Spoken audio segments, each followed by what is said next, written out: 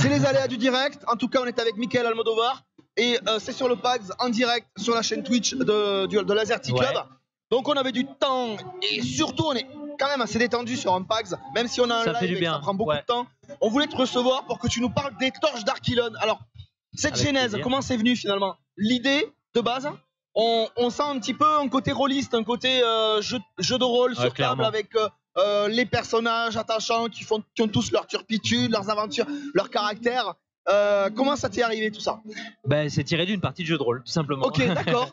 C'est du Donjons et Dragons. Ça se voit pas du tout, finalement. Non, c'était du Donjons et Dragons. Et puis, ben, le duo de personnages était tellement sympa que déjà à l'époque, c'était il y a 20 ans, hein, déjà à l'époque, je m'étais dit, mais ces deux persos, ils fonctionnent trop bien, faut en faire quelque chose. Donc j'avais essayé de faire une BD avec. J'avais gardé les péripéties comme ça. Puis j'ai eu une autre vie, j'ai fait plein d'autres trucs. Oui, voilà. Et puis en 2014, ben, je suis revenu sur les planches, j'ai recommencé à dessiner. Et puis les torches d'Archilon sont arrivées comme ça. Elles sont sorties assez rapidement après chez Akata. Ouais, ok, d'accord. Ton parcours en tant que dessinateur, est-ce qu'on peut dire mangaka? Parce que c'est un style manga, ce que tu fais. Donc, un mangaka, c'est un dessinateur. Mangaka, de toute manière, oui. Mais le format, vraiment, voilà, on est vraiment quand même dans quelque chose qui est dans le style Naruto, on va dire. Plus, en fait, j'ai essayé de construire une esthétique en me basant sur les références des années 80 que j'avais en termes de manga. Donc, nous, dans les années 80, on n'avait pas les bouquins papier au début. On n'avait que les animés. Donc on essayait de faire en BD ce qu'on voyait en dessin animé. Et donc ça a donné des trucs comme Dofus, des trucs à la Wakfu et tout ça. C'est un truc un peu bâtard. Aujourd'hui, tu as des jeunes qui arrivent, qui dessinent comme les Japonais, qui ont appris avec, parce qu'ils avaient les mangas, ils savaient comment ça marchait. Du coup, il y a une espèce de il y a un mix. Génération charnière de mix un peu. Mais c'est plutôt pas mal parce qu'on n'est pas dans le minimalisme en fait, tu vois. Ouais, c'est vrai. Bon, je les ai lus, j'aime beaucoup. C'est mon avis perso. Je suis pas objectif en tant que journaliste, on me le reproche souvent, mais c'est pas grave. L'idée c'est de donner un avis. Et mon avis c'est j'ai vraiment apprécié parce que je me suis retrouvé en tant que maître de jeu et joueur de jeux de rôle depuis plus de 35 ans dans une histoire qui me semble cousue. Voilà. Je lis pas mal de conneries, mais des mangas à trop longues, avec beaucoup d'épisodes, j'ai du mal parce qu'il y a souvent trop de péripéties avec. Mais non, parce qu'en fait c'était moi le responsable. Et chaque fois on a mais tu sais qu'ils construisent beaucoup comme ça les mangas. Hein. C'est marrant, c'est drôle. On a sans tomber dans du Nalbug, je veux dire, tu vois. Oui, non, je voulais pas aller trop loin dans la. Mais c'est vraiment, on sent vraiment que ça a été inspiré. Voilà, il y a quelque chose derrière. On sent qu'il y a une partie de JDR. En tout cas, c'est chouette. Et ouais, comme tu l'as dit, il y a vraiment ce côté manga mais charnière en fait. Voilà.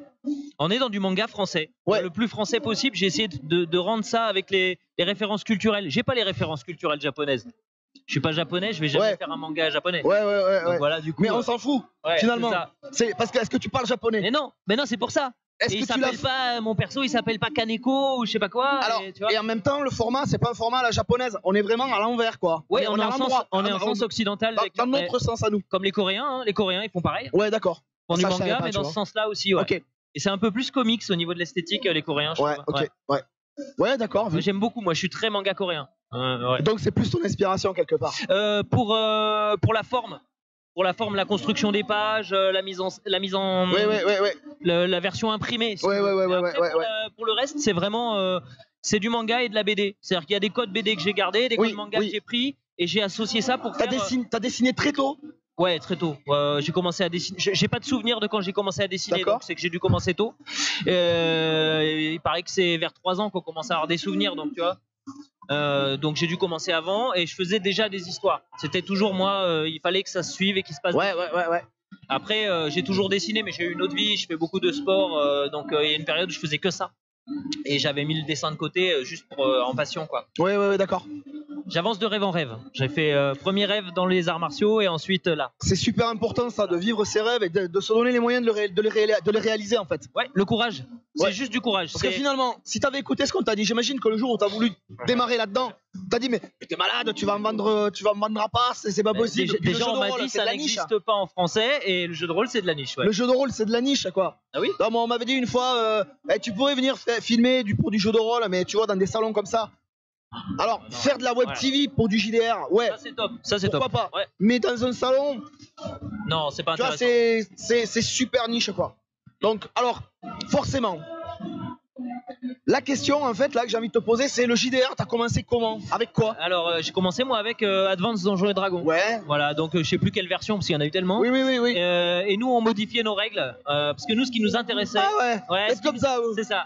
Ce qui nous intéressait en fait c'était vraiment l'histoire. Donc on essayait de partir le plus loin possible.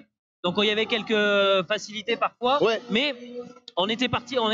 J'ai commencé par ça en fait. Alors moi, tu vois, j'adorais Donjons et Dragons, mais par exemple, je vois à peu près ce que tu veux dire. Dans Donjons et Dragons, on avait dans les secondes règles des deuxième éditions de Donjons et Dragons, il y avait un système de lancer de dés contre quelque chose. Alors il y avait contre les souffles, contre la glace, contre le feu, contre la mort. Et si tu ratais ton jet de dés de souffle contre la mort, ben, tu mourais. Ouais. Et ça, c'était complètement con parce que quand tu voulais jouer un personnage sur la longueur avec des vraies histoires, c'était très compliqué. Possible, Et moi, j'appréciais pas dire ça du tout. En fait. Tu devais faire attention à tout. Tu pouvais mourir en trébuchant sur une branche. Un mage qui avait 2 points de vie au niveau 1, il tombe dans l'escalier, il crève. Moi, je me suis emballé moi-même avec ma propre arbalète. Non, mais c'est. Et ça, non. Donc, c'est ce genre de règles à la noix. On détournait un peu ces trucs-là pour pouvoir jouer plus longtemps. Finalement, c'est vrai, tu peux mourir en tombant dans un escalier pour de vrai. Mais quel est l'intérêt dans un jeu de rôle de jouer un personnage qui ne serait pas un peu épique? On parle pas stupide, parce que faire une action ridicule, c'est rigolo par aussi. Exemple, dire au dragon de platine d'aller se faire voir, c'est pas très intelligent, mais ça peut être drôle. Ça peut être drôle et amener des situations cocasses. Alors dans les torches d'Archilon, on retrouve un petit peu ça quand même. Il y a les passages vraiment où ils font un mauvais jeu de dés.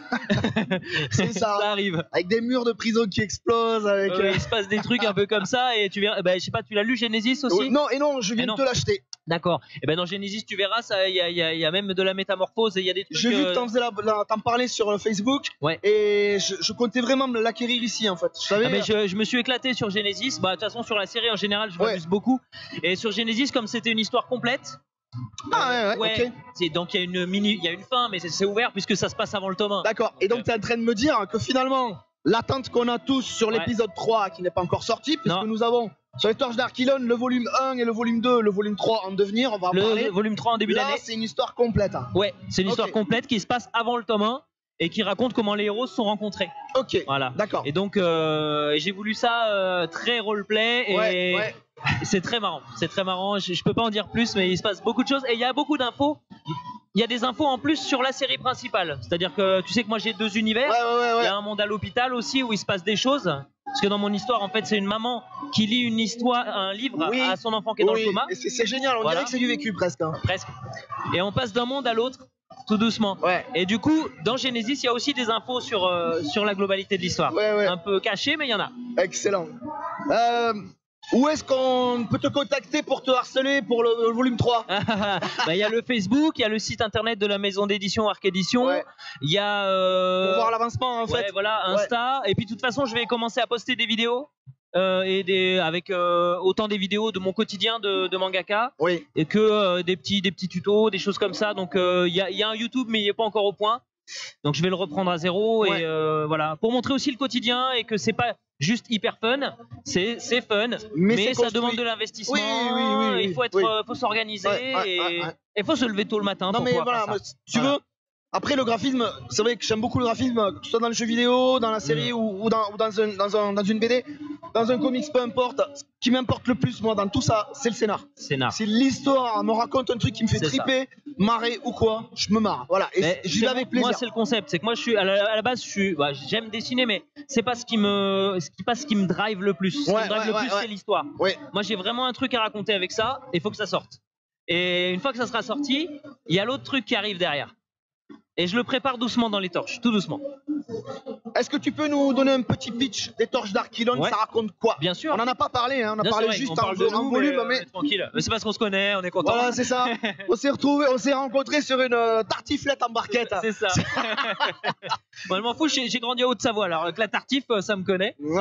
C'était sûr que ça vient de la Haute-Savoie? Ça vient pas de l'Aveyron, la tartiflette? Tartiflette, moi j'en bois. En Haute-Savoie, ils en foutent partout parce qu'il y a le reblochon, tu sais. Le reblochon vers Vallière et tout ça, il faut le reblochon là-bas. Merde. À côté du lac d'Annecy. Et donc petit pitch des torches, c'est ça que tu veux? Les torches d'Archilon. Alors les torches d'Archilon, qu'est-ce que c'est? C'est les aventures d'Archaïs et Sombre-Lune. Archaïs, c'est un chevalier dragon végétarien et Sombre-Lune, un elfe noir magicien radin. Ce sont 2 mercenaires dans un monde fantastique à la Donjons et Dragons. Voilà. Et ils font toutes sortes de missions. Ça va de la dératisation de gobelins dans un village à aller chercher le petit chat d'une mémé dans un arbre. Est-ce qu'on ne dit pas dégoblinisation justement? Oui, peut-être. Dégoblinisation. Oui, sinon c'est des. Comme dans Ushuaïa, tu sais, séquence dégoblinisation dans Ushuaïa, le magazine de l'extrême. Ah oui, là c'est l'extrême là avec des gobelins. Ultra violent.